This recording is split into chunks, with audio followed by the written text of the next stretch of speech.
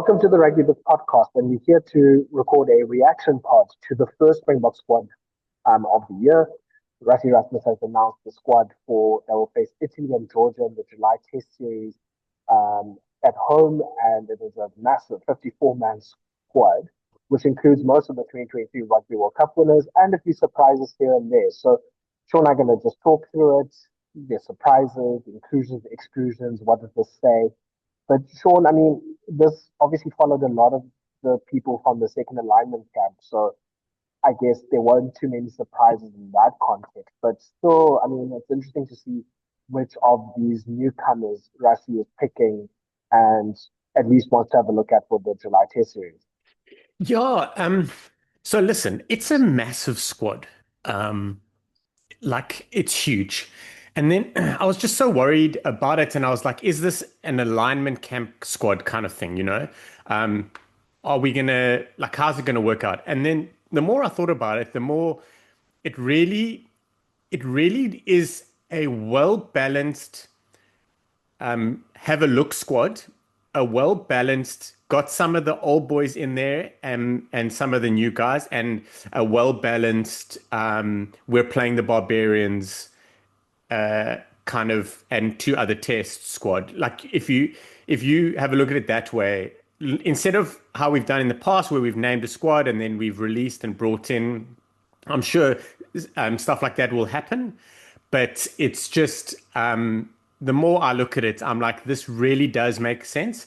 What it also says for me is the guys that are on the fringes or some of the young up and coming guys, it's really like just Rassie reinforcing, like, you are here because I want to look at you. Like, if you're going to spend 4 or 5 weeks with the Springboks in a test week or test weeks, excluding the Barbarians, like, you're definitely in with a chance. You're in with a chance either then or in the future. And, you know, as I talk about the roadmaps and stuff, you'll leave that space, whether you got capped or not, you'll leave that space knowing exactly what you need. Side note, I am freaking stoked Nettling Fouché is getting another chance, because we all thought that he missed his opportunity to get capped last year or the year before, I can't remember. But we also kind of get roped into that like World Cup vibe and think that that's the be all and end all, and it's not.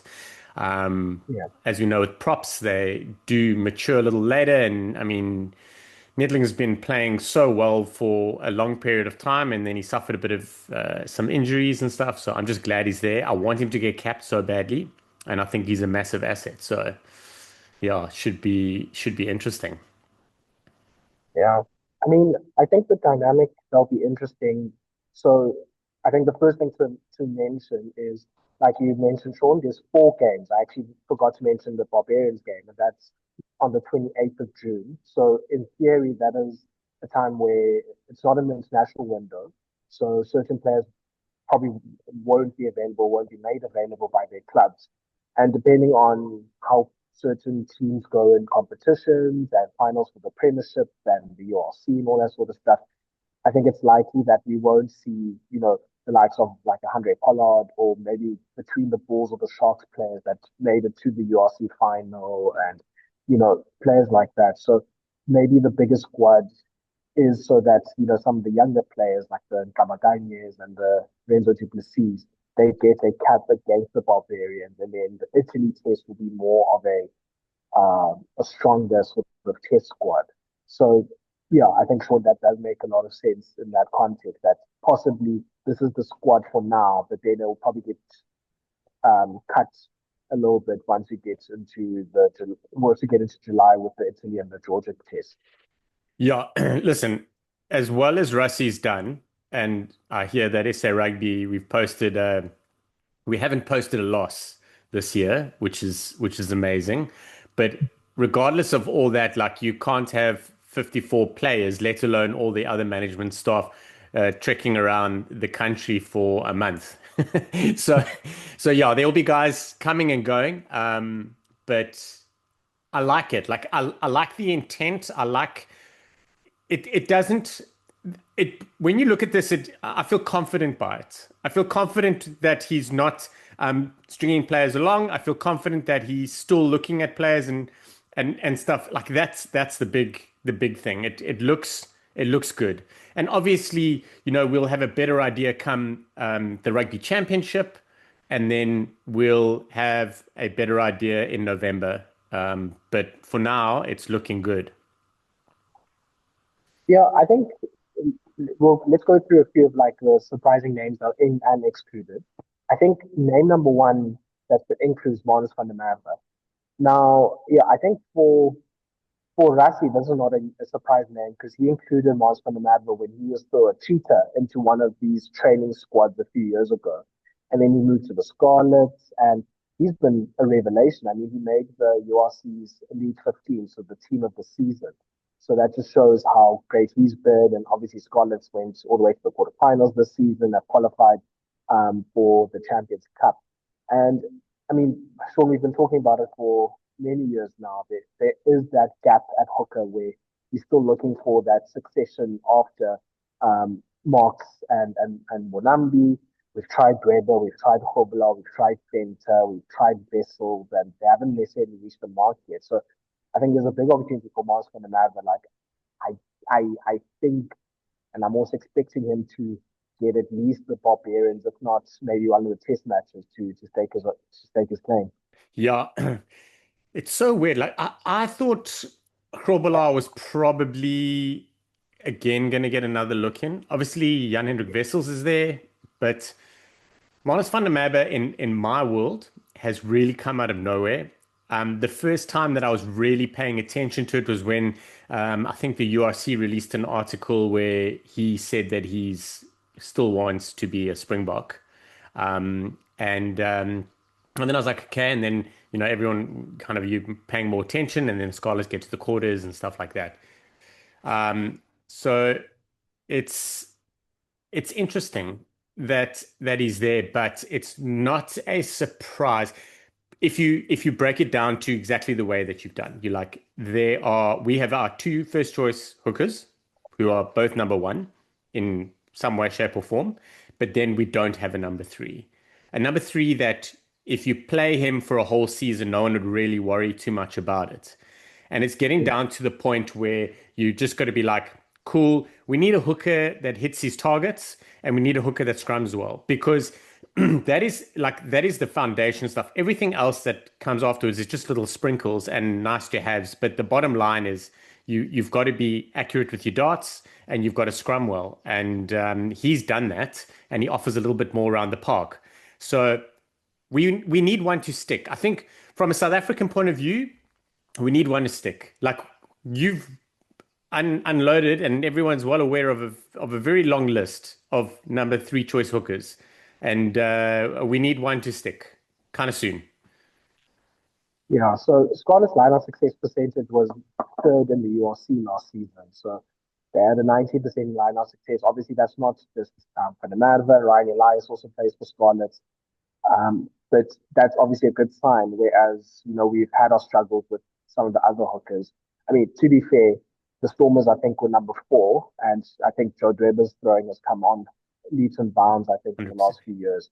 I So, thought he would get a. I honestly think that he's not far from getting a look in, but then looking at the yeah, squad now, like if you don't make the squad now, there are always opportunities for guys to get back in, especially if you are capped. But I thought he might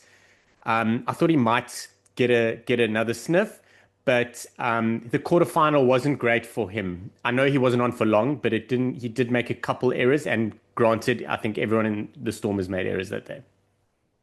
yeah. I guess the next player to talk about in terms of surprise inclusion is, or somewhat of a surprise, is Shaun Augustus. So, I mean, he's been fantastic for Northampton. We've talked about him, especially for Northampton's road to the Champions Cup final. And he was probably the big miss for them, possibly, making more of a match against Bordeaux. Now, he probably comes in at the expense of Evan Russ and Petsy Buthelezi, like that number eight role that a number eight that can probably play number six because Augustus isn't necessarily the biggest person in the world. You can probably see him like doing a job at open side flank as well. So it's quite interesting to see him being given a chance. Yeah, I kind of see this. also somewhat as more of a giving of a chance than necessarily saying that like Russ maybe didn't necessarily have like the season that Augustus had. I mean, Buthelezi has been used more of an impact player by the Sharks, and I think he's actually excelled in that role. And I think that's possibly a role that he could have in the Springboks. But yeah, I mean, Chalky, I think his form and his quality has deserved it. We'll see how he goes next year at Ulster as well. But yeah, he's been really good for Northampton. So it's also really keen to see how he goes in the green and gold. Yeah, he's been in the conversation even a little bit last season as well, but this season for me has been big. And the if you are going to look at an impact that he has, look at the game that he didn't play. And as you mentioned, the Champions Cup final, they missed that. They missed him. They missed that type of player. Interestingly enough, I think he's quite big, and I look at him as more of an eight-stroke blindside. So I probably Mm, need to go and have a look at his like height and weight and maybe just reevaluate. But he seems like he's got bigger for me and he's running super hard. He's running um Jasper Visser style plays in mm, as he's kind of more closer to the ruck where he's running those big ones. And he's deserved it. Absolutely. I also Pepsi's Pepsi's an open side flanker for me. I I think that's where his world is moving forward. An open side that can play eight. You know what I mean? yeah, So this whole Pepsi's an eight is still. I'm not still I'm convinced by it.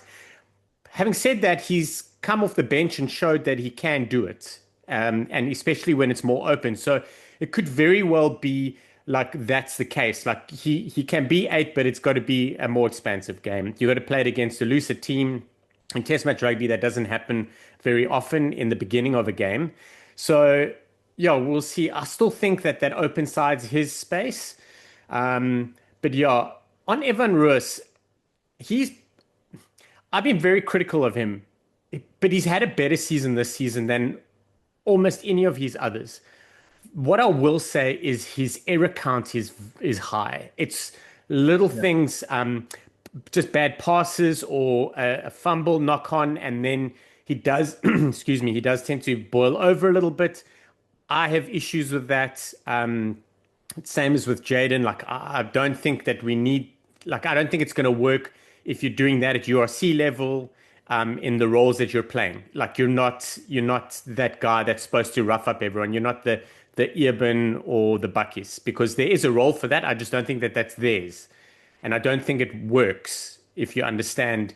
So yeah, I thought off the back of this season he would get a chance, especially in a squad this big, but. Chalky deserves it, and it was maybe the thing is with Evan, he's a Springbok, and he's been performing well. Could very well be a case of, Rassie just said, "Listen, we've got to give Chalky a chance," and we always have mm, Evan to have a look at. Evan could also be one of those guys, and I think he is that would get motivated by this. This very much will mm. be one of these things that will motivate him. Hopefully, he doesn't be overly motivated when he does get another look in. But yeah, it's a tough between the two. They are two different players, definitely at eight. So, if I had to look at the two of them at eight, I would say that Augustus fits the Springbok mold better. But our Springbok mold evolves, changes in game, out of game, first half, second half. But if I had to look like a full on Springbok eight, I'd probably go Chalky over Ruiz, but we'll see how that works out. Yeah. Yeah, I think it's also the fact that maybe this is part of the game plan. But obviously, Augustus is playing in a team that, does like to throw the ball around, does like to keep possession, does like to retain and, you know, play multi-phase. And that's kind of where the Springboks are going. And the Springboks think this is the way rugby's going for the next few years. So I guess it also kind of makes sense that now Augustus that he does. I mean, we know how good he is with ball in hand as a ball carrier, but he's grown a passing game. He was able to link forwards and backs. So that might be something that he might have a little bit ahead of the other players, which I think makes sense. And to link it to another player that I think is probably the biggest or second biggest surprise, Renzo du Plessis. I mean, I guess maybe one, either Rassie is a big fan of the 2024 Currie Cup, or like it's because he's probably what the fifth choice loose forward for the Lions, and he sort of shots above pretty much all of those players. But I guess again, it is that that baller, ball carrier, able to able to link up with other players, parts of the game that I think is appealing to Erasmus.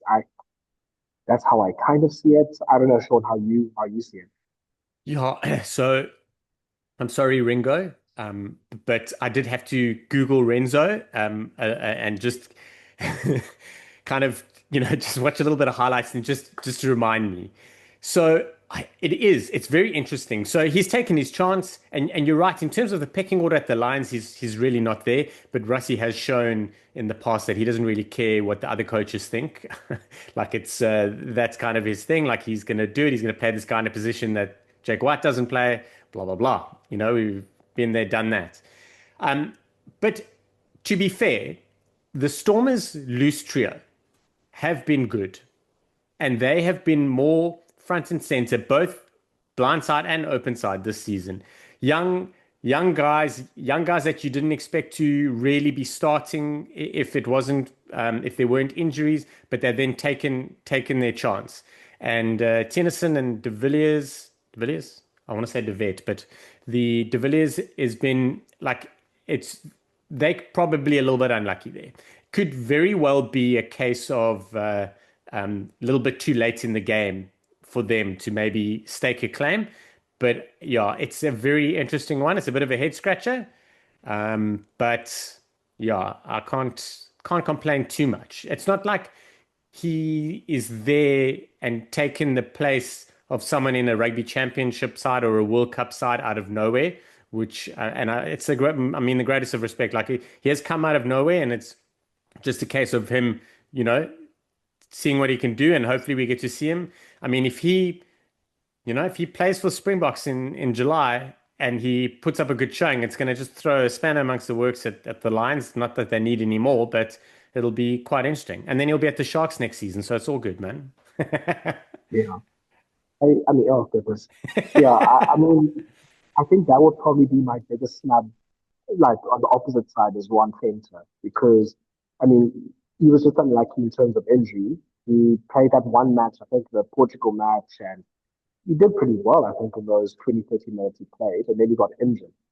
And, then our Flo took his opportunity, but obviously he's now injured. And I thought, okay, this is probably now the season for Ruan Fencer to maybe be able to play a few more test matches at seven. Obviously, him and Peter Toy. And yeah, that is a bit like, oh, okay, that's interesting that he's not necessarily in the camp, but I'm in the squad. But yeah, I wouldn't. That's probably the one name that I'm like, oof, I wonder, yeah, how he didn't necessarily make it into the team. But like I Yeah. said, Sean, I don't necessarily think this is going to be the end. I think there'll also be a few chops and changes, even for this like series of matches in June and July. Yeah, it's interesting and trying to find someone that's going to play like that four blind side. So you've got Jean-Luc Dupré can do it. He can cover eight as well. Um, but Quibus Visser is probably more a four than a blind side. Like I probably wouldn't put him a blind side. So yeah, it's a big omission. And I'm hoping it's due to injury, niggle, stroke minutes. I'm hoping we can live in that hope, because he deserves it. He deserved his cap last year. He played pretty well, and then he's been unlucky. So you would think the door's not completely closed. Yeah. Onto the backs. Sean, yeah, not too many surprises. I think obviously the big surprising name is Dokozo Makaza, the UCT Varsity Cup Player of the Year. He's now been picked up by the Cheetahs, so we'll see him probably in the Currie Cup.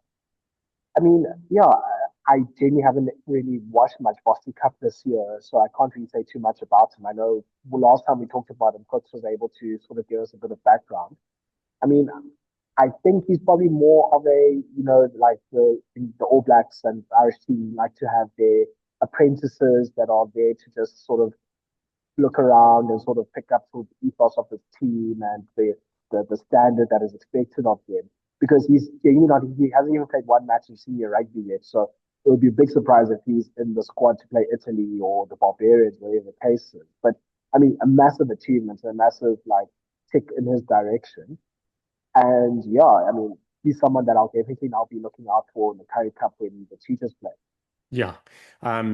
It's massive. Like I didn't even watch a lot of Varsity Cup this season and I'm in South Africa. So the truth is I don't even think all the games are televised. So there's only so much us as fans could have watched of him anyway, which makes it even more intriguing. Um, yeah, it's he set it alight. He helped UCT to win it. I mean, Aki's won it. Also, I wouldn't say out of nowhere, but they put in a massive showing towards the end of the season to go on and win it. And he goes and wins the player of the competition. So, like, he's definitely got the goods. He definitely performed. It's not like it's only Rassie pulling a guy that no one really has spoken about. So, we haven't seen this in a long time in South Africa, especially. And he's made an alignment camp and now made a squad. So happy days, man. Happy days. And yes, if he's there getting capped against Georgia or Italy in the next month and a half, then I'm all for it. Like I'm so keen. And I think Georgia's a great place for him to do it because they've got light, crazy wingers. And I think he'd be a good shot there.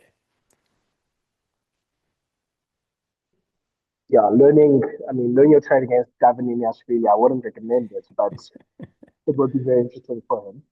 I, I mean, yeah, like I said, I think the rest of the back line, pretty much all the names that we've seen before. Yeah, most of scrum half, George Hendrickson getting again looking at fly half.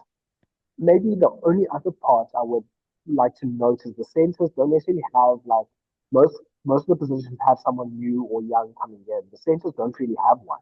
So the centers are basically the four centers that we have in the Rugby World Cup. Yalen, the Kriel, and Esther. So I guess that's partly non-really has put up their hand at center.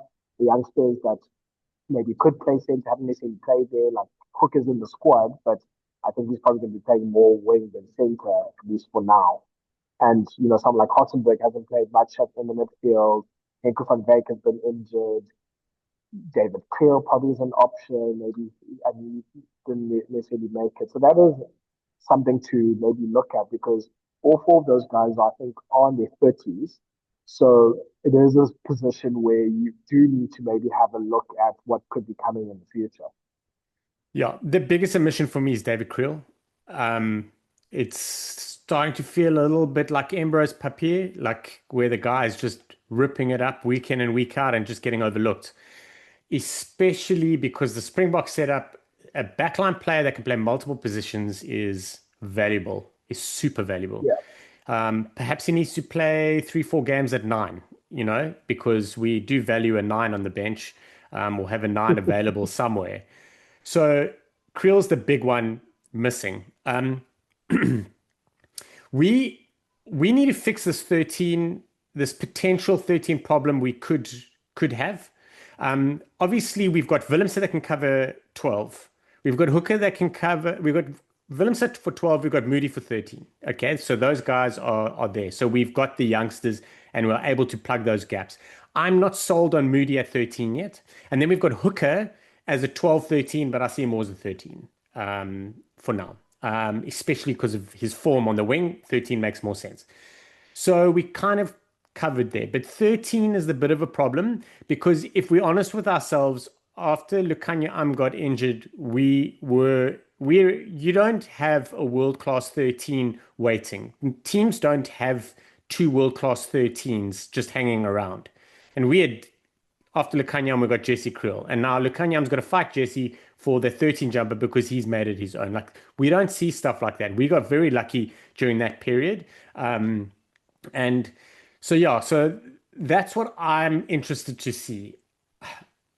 I still, I know he's playing well at wing. I still think Hooker needs to be in the midfield. Um, it's hard to argue when a team's winning and he's doing what he's doing, but I think that just further reinforces that he's would make an excellent 13, especially for someone who's played there. It's not like he's not played there at all. So yeah, so centers are interesting. I mean, Hartzenberg, I don't, maybe haven't seen enough of him at 13. I don't think he's in this conversation yet. Lorenzo Julius is not even in this conversation yet for me personally. I think Yeah, in this circumstance with such a big squad and with the games that we're playing, it could have been something we were looking at. But by him not being there shows me that Rassie, they've got a plan for 13. Because Lukanya, if he gets back into form, he's going to probably take he'll probably take the whole of this series and maybe a little bit of the rugby championship, and then we will know because he has struggled with injury. He's come back slowly. The games he's played for the Sharks, they haven't really been blockbuster. So it's one of those slow burning things, and everyone's happy to wait. Like there's no worries at all. And then obviously we've got Jesse. So I think maybe there'll be other options at 13. Probably Russie's going to stick with the Moody at 13 because that's what he wants.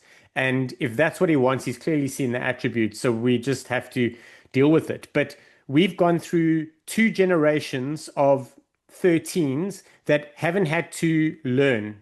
And we as South African fans need to come to terms with the fact that we need to be gentler on our next 13 because they've still got to learn it. Like they've got to learn playing test rugby yeah, at 13, where we've had two generations where we literally didn't even have to bother about it. Like people moaned about it, but then they saw it and they're like, oh, happy days. No errors, no problems. Here's another World Cup. yeah. I guess that's not the interesting thing is, yeah, I think Sean, you made a good point about like there's probably some of the more utility players are maybe more head in the line than maybe someone like Winker van Dijk. But I mean, Van Dijk has been in the squad before. He has got opportunities. I think his biggest problem is with injuries. Honestly, like he just needs to keep fit. Like that's probably more of a battle than who's ahead of him in the pecking order. So the Supersport has an article where they set out the squad and what's going to happen. I mean, they have a nice list of people that are missing out and injured. So in terms of injuries, people that haven't been considered are Eric Lowe, Dion Fourie, Trevor Nyakane, Ben Jason Dixon, and Bob Malava. This is probably the first Springbok squad in ages that doesn't have Malava or Stephen Kittel. So it is almost like a new, not that Malava is retiring or is retiring anytime soon, but it is definitely a new era for the props. In terms of the people snubbed or missing out, maybe if there's a player that really sticks out to you, you want to discuss, let me know, Sean. But it's Johan Grobelaar, Evan Roos, Ted de Klerk, Teti Buthelezi, Joe Dweba, Andre Guvente, Ruan Venter, Tselempilo Gumede, Akka van der Merwe, Jay van Heerden, Lorenzo Julius, Suleiman Hartenberg, Henko van Wyk, David Kriel, and Embrose Papier. That is the list of snubs that Supersport pointed out. So Ambrose Papier is someone that he's been snubbed so many times that he can't be in this category, I don't think. But he's someone that I don't understand how he hasn't got another chance. Okay. With regards to, I'm going to pick a back and a forward of the most surprising snubs for me would be Fenter up front, because I just think I don't know why he's not there. So, like I said, I hope it's a niggle or injury or minutes or something. And the other one is David Kriel. Those are the two for me that I think that we probably could have used, especially because Kriel covers 12 and 13. He can cover 15. He can cover on the wing. Like there are options there. So yeah, those would be the two for me. Yeah, I think I'm in the same page as you. And Phil's not even that old. He's 26. So, like, he's almost probably, you usually say, like, you hit your peak in your late 20s. So, he's still going to get better and better. And he's obviously been, with Maru this whole season. So, that's going to be quite interesting. So, Sean, maybe to finish off, this is a 23 of players that have the least experience.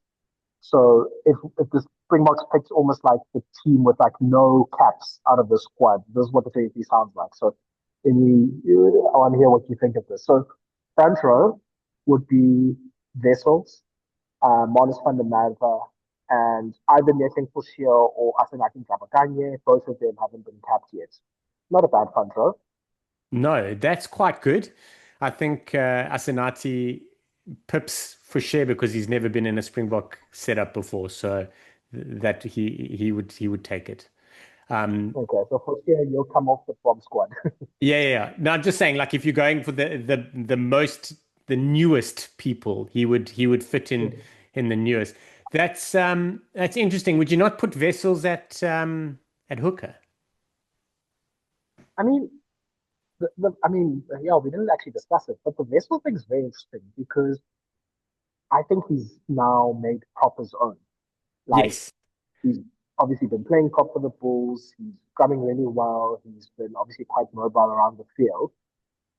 And I mean, I guess obviously Rassie is such a big No. I'm not. what do you call it? I'm interrupting. We are going to name a bench of Thomas du Toit and Jan Hendrik Wessels as the only two props because Thomas can play both sides and Wessels can play hooker and prop, and we've covered.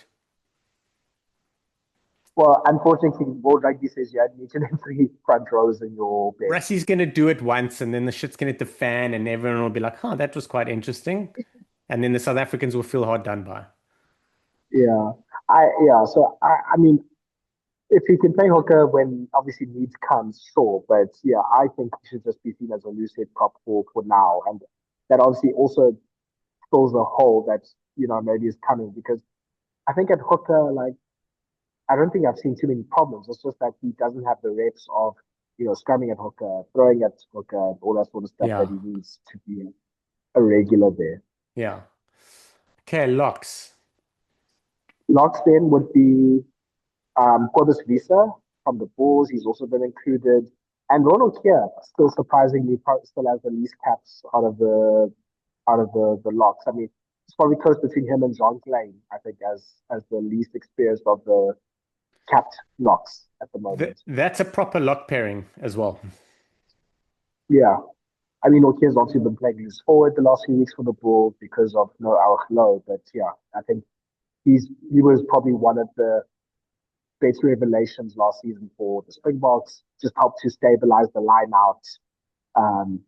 He's really good at just trying at running that. So that's going to be quite a big thing. And also congratulations to Lua Diaco, who's also made the squad. I Like was just gonna he's say, yeah, he's back, which is great because I watched him play a little bit in Japan. It's been a long injury wait. yeah. So hopefully he can just stay fit, and we can also just see how he can go as well. Lucy's are very tasty. You have you play let's move Renzo Duplessis at six, Vinicius Tuka at seven, Jan Augustus at eight, and then have Cam Hanekom off the bench. I love that loose trio. Renzo, Vincent, and Troki. That's good, and it's reasonably well balanced. Reasonably. Yeah, He says he hasn't watched Renzo play, but I mean, yeah, Renzo's more of a seven, I think. So yes. him and Vincent are kind of in each other's way. But I mean, both of them get around the field. Both of them are pretty good, I think, in the ruck as well. So I don't think you lose too much with having them at six and seven. And then you can still then put on Cam Hanekom, who pretty much is the Bulls' top fetcher. So he's an eight that can sort of do the six role as well. I like it. Halfbacks, then you can put in Morley van der Berg at nine and Jordan Hendricks at 10. Obviously, they've played together quite a lot um, for the Lions. Jordan Hendricks can be interesting. I wonder like what Rassie sees him primarily as, because I don't think he's seen primarily as a 10. I think he's probably seen more as a 15 in my opinion. But yeah, he would fit in at 10 then. Yeah, it's an interesting halfback pairing, and I'm not too excited by it. I mean, imagine we had Sasha at 10, Jordan at 12, and Willemse at 15. We have like three players that can cover the entire back line. Then midfield, you have if you just move a few utilities, because obviously, as we Okay, discussed, you have like the oldies there. So you can put Ethan Hook at 12 and Caden Moody at 13, which is quite interesting. that's exciting. And in back three, you have Makaza on one wing, you have Edo van der Merwe on the other wing, and then you can put in Van Horn at fullback. Hmm. That's two 11s, I think. Yeah, Um, Kuan Horn's inclusion escaped me. That's going to be quite interesting. So yeah, I would have Hooker at 14, Makaza at 11, Horn at 15, but then 12 we'd have to have a nearly Saka, 100 capped Springbok. Sorry. We can have Sasha at 10 and we can have Jordan at 12. that could work. Yeah, yeah. I think well, I mean that's something that we saw last year in the Qatar Airways Cup. So I think that's something that we could see maybe for a few minutes here and there. But yeah, Yeah. Sean, I think that's. I was gonna say, I think that's. I mean, if that's your worst team that you can pick from these options, that's a still a pretty strong team. Yeah, I wouldn't say it's at that place. Remember New Zealand like 10, 15 years ago, it was like, okay, their first and their second team are probably like number one, number two in the world. Like that's probably closer to a 13 for the box, but it's a pretty strong team. I think they could do a job against I don't know if it could win at home against Italy, like a full strength Italy, but I think it could at least make it competitive. So that's not a bad team at all. Yeah. The thing about that side that we just named is the pack. The pack's good enough. Like that's the scary Yeah. part. So it could be your yeah, that's pretty it's nice. That was quite a rad little exercise. I quite like it. Yeah, I think then, Sean, well, I mean, we'll have to see which of these players then come out. I mean, I think the Barbarians game will be sort of like the game to give, a lot of these players that we mentioned, like the opportunity there, and then maybe they come back again for the Georgia game. But I think like last year, I mean, the Box used what, 50 players. I can see sort of a situation where some players will spend some time in and then come out. Like someone like Makaza, I think he'll be sort of in there until the Currie Cup starts and then he'll go back to his team. So I'm very excited to see how Rassie plans this out. It also does sound like from what he said that because we do our first game for the rugby championship at home against Australia, I think we'll do a bit of a mix and rotation of squad until the games away in New Zealand. And then the New Zealand games will be like the first team playing in those games. Yeah. Yeah, we must whitewash the All Blacks, and obviously we can't be so focused on the All Blacks that we lose to the Wallabies, who are going to go Yeah. into the final test 1-1 against the Lions. I'm sure of it. Yeah. I mean, that's a big fight test for the Australians. We got live three times and then go away to South Africa. So let's end it there. Thank you so much for listening to this reaction part of the Springbok squad. We are getting into sort of the box season and national team season, so that can be exciting. Please follow us on all of our podcast platforms. Like, share, and subscribe to this podcast and share it with all your mates. And please follow us on our social media channels to get any news and updates about the Springboks and also what's happening in the URC and the other competitions. And yeah, we will come back again after the URC quarter semi-finals and all the knockout matches happening around the world, and we'll come back and talk to you then. Bye bye. Bye.